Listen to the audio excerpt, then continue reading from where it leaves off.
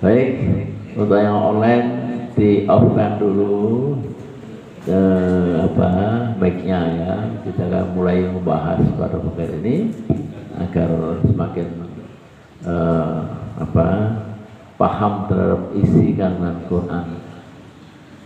Bapak Ibu sekalian, baik yang online dan offline, Assalamualaikum warahmatullahi wabarakatuh. Waalaikumsalam warahmatullahi wabarakatuh.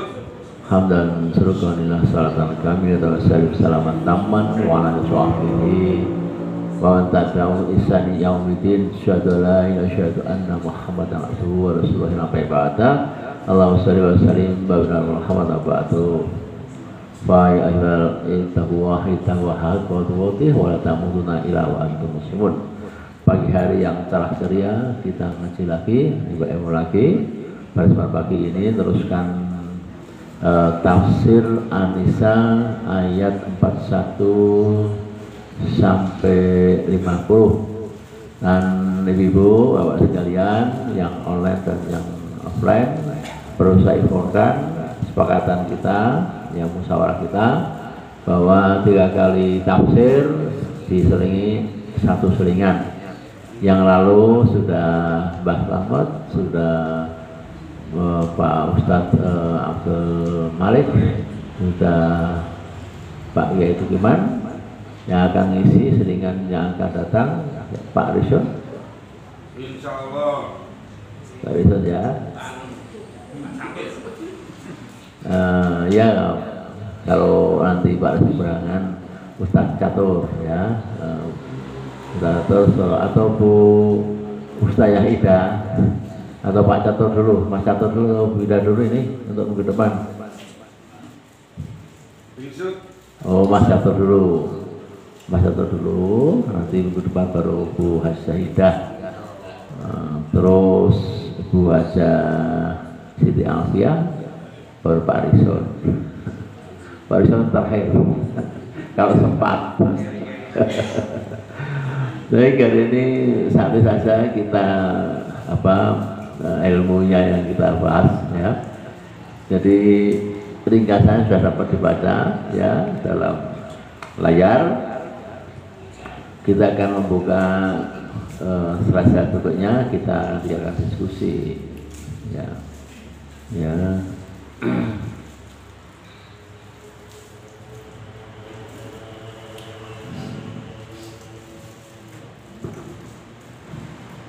Ketika mulut dikunci dan anggota tubuh bersaksi, ya, ini mengerikan ya. Mengerikan. Kalau di dunia saja mulut ditutup kemudian semua saksinya berbunyi macam-macam seperti kasusnya Tom Lembong, nah itu kan meskipun akhirnya kena apa tuh? Abolisi. Ya, polisi ya, nggak terbukti ya orang. Jadi begitulah kira-kira ya. Mulutnya tutup, nggak boleh ngomong macam-macam, tangan yang bicara. Tapi kalau orang baik di dunia, insya Allah juga baik di akhirat, dan juga mau bicara apa saja juga silahkan. Tapi saksi-saksi ya, tangan tuh pernah kemana? Pernah mukuli orang, nggak akan bicara. Dulu pernah mukul. Mulutnya sering ngumpat orang lain, hibah fitnah gitu ya. Yang bicara bukan mulutnya lagi ya, kaki melangkah kemana? Ke tempat-tempat maksiat, akan bicara ya. Itu intinya ya. Kita buka coba di kula umatin bisahidi. Jadi kula artinya semua manusia yang meninggal di alam akhir nanti akan diberikan saksi-saksi ya. Kita umat Islam Muhammad akan bersaksi, tapi nabi-nabi terdahulu juga akan bersaksi untuk umatnya. Nabi Adam bersaksi untuk umatnya, Nabi Idris bersaksi untuk umatnya, Nabi Nuh juga bersaksi untuk umatnya, semua akan bersaksi ya. Nabi Nuh misalnya, ya saya sudah buat kapal, istriku, anakku malah ngesek misalnya karena macam-macam, itu semua akan disaksikan di depan Allah Ta'ala ya. Dan bermayat kira-kira akhir zaman mungkin bisa sampai 20 miliar atau 3 miliar ya. Sekarang ini sekitar penduduk dunia berapa? Sekarang ini penduduk dunia sekitar 7-8 miliar sekarang ini. Sudah mendekati kiamat ya, katakanlah 15 atau 20 miliar penduduk dunia itu semua antri untuk bicara langsung pada Allah tanpa ada penerjemah. Engkau pakai bahasa Batak, Allah tahu. Engkau pakai bahasa Urdu, Allah tahu. Bahasa Cina, Allah tahu. Ya, semua tahu. Gak usah penerjemah. Semua apa? Di sidang satu-satu. Kita bayangkan, kita antri ya Bukus, antri neng pasar, arep apa wae, rasanya setengah jam semua juga ya. Itu ya. Apalagi ini 40.000 tahun kita bakal nunggu di situ. 40.000 tahun. Tahunnya akhirat. Tahunnya akhirat kita nunggu di situ, berdiri dalam kepanasan dan macam-macam ya. Ini penting kita sadarkan pada diri kita masing-masing bahwa apa itu semua akan bersaksi di hari kiamat dan lama. Semua sudah tidak ada lagi dapat naungan kecuali 7 perkara manusia akan dinaungi Allah. Yang pernah saya sampaikan di sini ya, nggak perlu saya jelaskan lagi ya, karena waktunya nggak nyanda. Nah, kemudian Nabi Muhammad saksi seluruh manusia, karena Nabi Muhammad itu Nabi akhir zaman, Nabi untuk semua manusia. Ya. Ya kan? Jadi Rasul untuk semua manusia adalah Muhammad ya. Yang ngakui, yang tidak ngakui semua Allah akan berikan Muhammad untuk bersaksi ya. Ini kemudian khususan Nabi Muhammad akan memberikan syafaat untuk umat Islam. Umat Islam akan diberi syafaat Allah ya. Nah, ini ya lewat Nabi Muhammad. Itu intinya ya. Jadi di ayat 41 ini kemudian kita lihat wa asawur rasulan lau tusawa. Tusawa itu apa? Tusawa itu permintaan dari orang-orang kafir, orang-orang munafik, orang-orang berdurhaka pada Allah dan pada Rasul, tidak taat, tidak patuh, maka ingin menjadi tanah dia. Ya Allah, jadikan aku tanah agar apa? Agar tidak disiksa seperti yang disaksikan mereka. Nah, disaksikan oleh para malaikat, dia ingin menjadi tanah saja orang-orang munafik, orang-orang durhaka pada Allah itu. Ya nggak mungkin kan? Ini hanya permintaannya untuk dijadikan tanah supaya tidak diadili, gitu kan? Ya. Nah. Lau tusawwa maya itu tanah saja ya.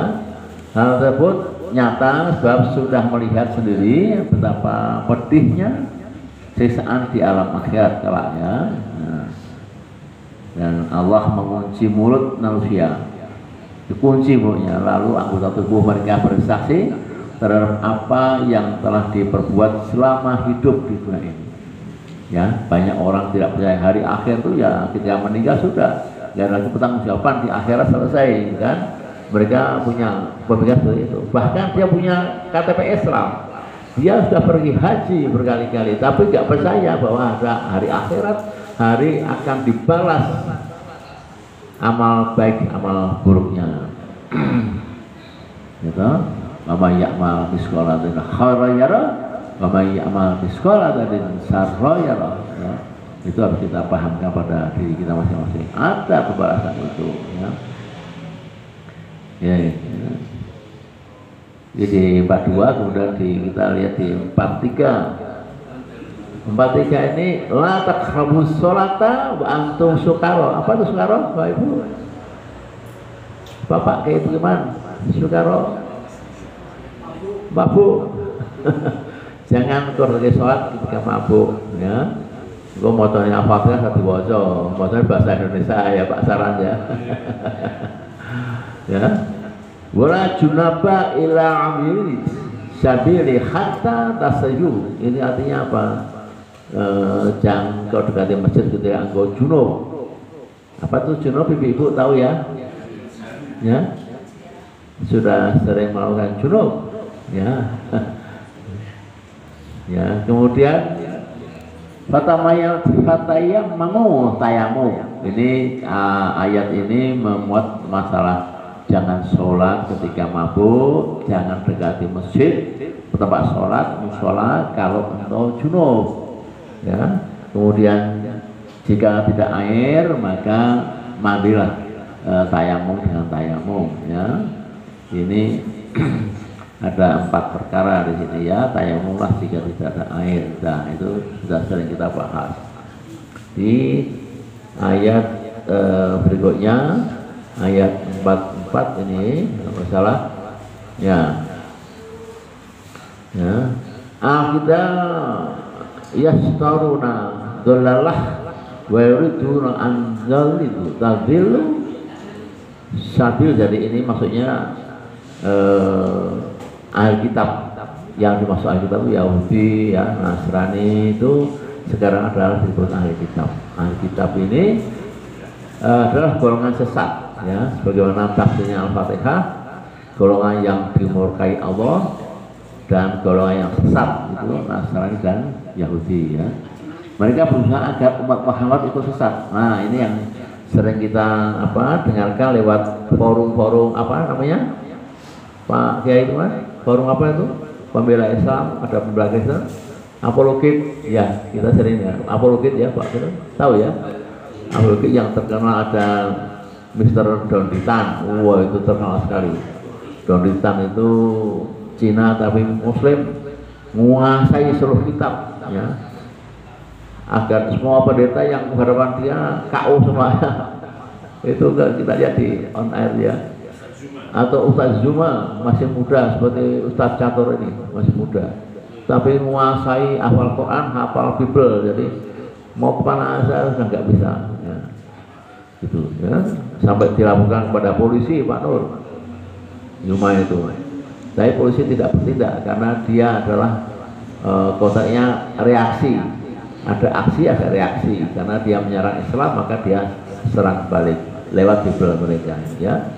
Ini di ayat 44 ini, ya. Kemudian di ayat 45 wa kafa billahi wali wa kafa billahi nasir, hanya Allah yang akan menolong karena Allah sebagai pelindung kita, ya, dalam segala tindakan kita, ya. Dari budaya Yahudi dan Nasrani yang dimana-mana dengan hartanya, dengan uangnya dia mencoba misionaris, ya. Ini yang di sekitar kita terjadi seperti misionaris itu, ya. Kemudian di ayat berikutnya 46, orang Yahudi selalu melecehkan firman Allah. Misalnya kita tahu di Al-Baqarah sudah ada, ya. Ini diulang di Nisa, ra'ina menjadi ru'unah. Nah, itu orang Yahudi, ya. Pelihara kami menjadi tolol, bodoh, ya. Ini alladzina hatu yukharaku al-kilamiman mardi'in. Jadi artinya agar kita tidak larut dengan cemoohan orang Yahudi, ya, karena mereka akan mengejek terus pada orang Islam, ya. Ya, kemudian di ayat berikutnya ini ayat berapa nih? 47, ya. Alladzina utul kitab amanu bima nazalna musaddiqan lima ba'akum min qabl. Ini menggambarkan dalam tafsir ringkasnya, Yahudi tidak akan percaya bahwa Quran adalah kitab pengganti, ya, Taurat dan Injil. Maka di masa lalu dikutuk Allah menjadi kera, ya, kita ingat, ya. Karena apa? Yahudi itu tidak menggunakan hari Sabtu, Sabat, ya, untuk bersembahyang. Tapi justru dia mancing ikan. Tidak, Sabtu tidak digunakan untuk beribadah sebagai sayapnya Nabi Musa alaihissalam. Ini akhirnya muncul janganlah pulang di hari Sabtu, itu ada pertanyaan, ya. Kalau sakit orang jangan pulang hari Sabtu, ya, karena nanti Allah murka, nggak bagus ya. Pulangnya hari Jumat. Sayyidul Ayam ya itu. Ini Allahu a'lam bishawab ya. Kita tidak perlu banyak mengimani ya. Ya di mata Allah hari semua baik. Memang Allah murka dengan Yahudi, hari Sabtu dipakai untuk mancing bukan untuk sembahyang ya. Itu. Kemudian di ayat 48 ya. Innallaha yaghfiru an yushraka bihi. Dosa syirik tidak diampuni ya. Nah, ini. Ya Allah tidak mengampuni dosa syirik ya. Namun dosa lain diampuni ya. Selain syirik diampuni. Ini konsepnya panjang, filosofinya panjang. Dosa syirik sebetulnya diampuni menurut munafisir yang penafsir lain. Selama dia masih hidup di dunia itu diampuni ya. Dia syirik tapi tobat itu diampuni. Banyak pendeta, banyak romo itu yang masuk Islam lewat Yuma, lihat derita banyak sekali ya, banyak sekali yang masuk Islam tapi dia masih sehat ya. Nah itu bedanya. Dosa besar apapun kecuali syirik sudah meninggal di neraka, dia Islam dosanya banyak masuk surga yang terakhir gitu kan. Itu buktinya begitu. Tapi dosa syirik ya sampai meninggal, dibawa meninggal ya akan diampuni, ya di neraka kan selama-lamanya. Ini bedanya, dimensinya begitu dimensinya ya. Dosa syirik kalau masih hidup diampuni ya, segera bertobat kemudian menjadi mu'alam ya, diampuni. Ya, kemudian di 49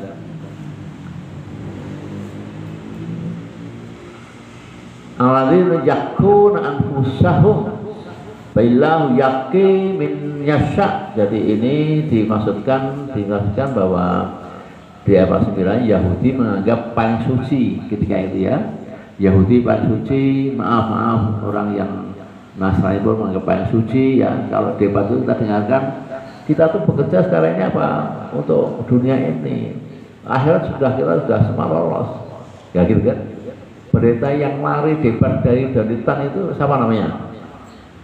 Pendeta yang terakhir saya itu lari, sedang dialog dengan Danitan lari dia, karena dia katakan engkau umat muslim berusaha 5 waktu sholat macam-macam zakat karena engkau berusaha untuk masuk surga, kami nggak usah itu, kami sudah bisa masuk surga itu. Nah ini bantahannya, bantahan Yahudi Nasib menganggap baik suci, menyanjung dirinya sendiri ya, seolah-olah amal ibadahnya paling benar ya. Itu jawaban sebenarnya ayat ini ya. Enggak ada, karena Quran sudah menjelaskan wa taziru wa hijratun wizra ukhra, gitu kan? Di banyak al-Isra ya, sahabat ini di surat itu ada. Manusia itu menanggung dosanya masing-masing. Tidak bisa saya menanggung dosanya Pak Wandi, bisa-bisa Islam menanggung dosanya Bukos datang juga ada, masing-masing ya. Allah sudah tegaskan itu. Jadi kalau ada orang mengatakan bahwa engkau akan mabuk, engkau akan memperkosa, engkau akan maling, sudah kalau kamu sudah di apa itu sana di apa namanya lupa ya, nah rasanya dapatkan itu di lupa saya ada kan itu di mualafnya Nasrani apa lupa saya, dibaptis ya. Jadi saya bicara jujur ya, tidak mengelakkan teman-teman saya, bukan ya, bukan ini forum Islam. Jadi karena dibaca seluruh dunia, ini YouTube-nya mereka juga menjalankan Islam. Ya, kita bicara logika ya. Tapi baptis maka engkau akan membunuh, akan mencuri, akan berpuasa, maksiat, semua dijamin. Kok enak kan juga